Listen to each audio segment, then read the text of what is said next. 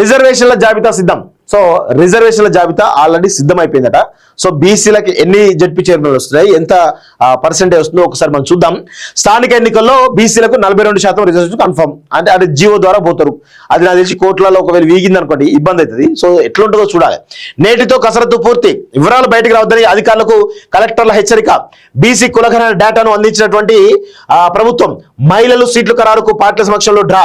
రేపు బీసీ సంక్షేమ శాఖ జీవో అనంతరం అమలుకు పంచాయతీరాజ్ మరో జీవో గెజిట్ అంటూ చూస్తా ఉన్నాం. సో ఇట్లా పంచాయతీరాజ్ మరో జీవో గెజిట్ ఎంత తెచ్చినా కానీ కోర్టులో వీగిపోతాయి. సో ఇప్పుడు వీళ్ళు జీవోలు తీసుకొస్తారు. సో జీవోలు తీసుకొచ్చిన తర్వాత కోర్టులలో సవాల్ చేస్తారు.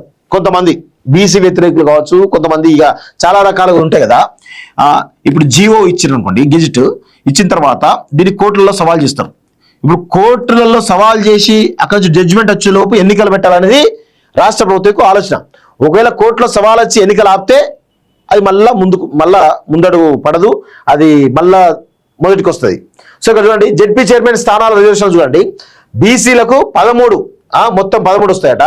జనరల్ 7, మహిళలు 6, ఎస్సీ 5, 3, 2, ఎస్టీ 3, 2, 1, జనరల్ 10, 5, 5, మొత్తం 31 జడ్పీ చైర్మన్లు ఉంటే అందులో జనరల్ 17, మహిళలు 14 అంటూ చూస్తా ఉన్నాం. సో మొత్తానికి ఈ విధమైనటువంటి పరిస్థితి కనబడతా ఉంది. సో దీన్ని ఆల్రెడీ రిజర్వేషన్ ఆల్రెడీ ఖరారు అయిపోయినట్టు చాలా స్పష్టంగా అర్థమవుతోంది. స్థానిక సంస్థల ఎన్నికల రిజర్వేషన్లపై ప్రభుత్వం కీలక నిర్ణయం తీసుకున్నది. బీసీలకు 42% రిజర్వేషన్ ఖరారు చేయాలని మౌఖిక ఆదేశాలు జారీ చేసింది. ఈ మేరకు జిల్లా అధికారులు ఆ పనిలో నిమగ్నమయ్యారు.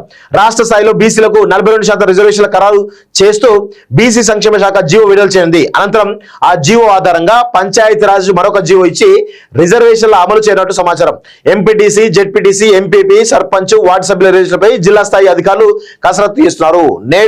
నేటి సాయంత్రంలోగా రిజర్వేషన్ల జాబితా ఖరారు చేసి జాబితా సిద్ధంగా ఉంచుకోవాలి కలెక్టర్లకు పంచాయతీరాజ్ శాఖ సూచించింది.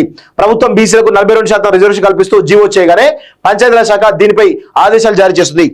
రిజర్వేషన్లు ఏ విధంగా చేయాలో జిల్లా కలెక్టర్లకు రాష్ట్ర ప్రభుత్వ ప్రధాన కార్యదర్శి రామకృష్ణరావు, పంచాయతీరాజ్ శాఖ ముఖ్య కార్యదర్శి శ్రీధర్, పంచాయతీరాజ్ కమిషనర్ శ్రీజన ఇప్పటికే అవగాహన కల్పించారు అంటూ చాలా స్పష్టంగా అర్థమవుతుంది. సో 2011 జనాభా లెక్కల ప్రకారం ఎస్సీ ఎస్టీ రిజర్వేషన్లు, ఇటీవల చేసిన కులగణన లెక్కల ప్రకారం బీసీ రిజర్వేషన్లు ఖరారు చేయాలని సూచించారు. సో ఇక్కడ చూడండి ఎంత లీగల్ పాయింట్ అంటే 2011 జనాభా లెక్కల ప్రకారం ఏమో ఎస్సీ ఎస్టీ రిజర్వేషన్లు, ఓకే, 2024లో చేసిన కులగణన ప్రకారం బీసీ రిజర్వేషన్లు ఉన్నప్పుడే లీగల్ గా వీక్ ఉంటుంది ఈ పాయింట్. సో ఇమ్మీడియట్ గా కోర్టులోకి పోతే కొట్టుడు పోతుంది జీవో. 100% ఇదే జరుగుతుంది. అందుకే వీళ్ళు ఇట్లు ఇస్తారు.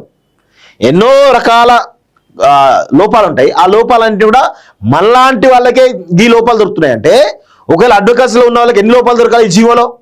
చాలా లొసుగులు దొరుకుతాయి. ఆ లొసుగులతో ఆటోమేటిక్ గా కోర్టులలో వీగిపోతుంది. సో స్థానిక సంస్థల ఎన్నికలు మళ్ళీ మొదటికి వస్తాయి. 100% అదే కనబడతా ఉంది.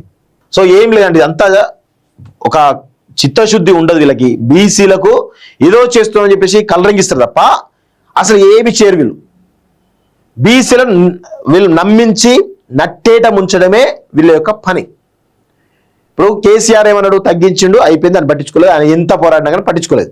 కానీ రేవంత్ రెడ్డి ఏం చేస్తున్నాడు, మభ్య పెడుతున్నాడు. మేము ఇది చేస్తాం, మీకు అది చేస్తాము అంటూ ఆ యొక్క జీవోలన్నింటినీ కూడా సరి చేయకుండా లోపభూయిష్టంగా పెట్టడం వల్ల కోర్టులలో వీగిపోతాయి. ఇప్పుడు ఏమంటాడు, కోర్టులలో వీగిపోయింది, దీని వెనకాల బీఆర్ఎస్ పార్టీ ఉంది అంటూ చెప్పుకుంటూ ఒక సెంటిమెంట్ అస్తాన్ని తీసుకొచ్చేసి బీసీలను ఓటు బ్యాంకును తమ వైపు తిప్పుకునేటువంటి ఒక ప్రయత్నం జరుగుతూ ఉంది. నేను రేవంత్ రెడ్డిని కానీ కాంగ్రెస్ పార్టీని అడుగుతా ఉన్నాను, మీకు చిత్తశుద్ధి ఉంటే కార్పొరేషన్ చైర్మన్లో బీసీలకు ఎందుకు ఇవ్వరు? ఎమ్మెల్సీలలో బీసీలకు ఎందుకు ఇవ్వరు? ఎమ్మెల్యేలు అంటే సరే మీరు డబ్బులు ఉన్నోళ్ళు కావాలి, రెడ్డి సమాజ్ వర్గం కావాలి మీరు అనుకున్నారు. సరే ఇవన్నీ నామినేటెడ్ పోస్టులు కదా, ఇవ్వాలి కదా. ఈవెన్ పార్టీ పదవులలో కూడా, మీ పార్టీ పదవులలో కూడా బీసీలకు అన్యాయం చేసారు కదా. 42% ఇచ్చారు. ఆ పొజిషన్ చూడండి ఒకసారి, మీ లిస్ట్ ఇస్తే వెళ్తుంది. అంటే ఎంత దారుణంగా ఉందో ఒకసారి అర్థం చేసుకోవాల్సిందిగా కోరుతా ఉన్నాను.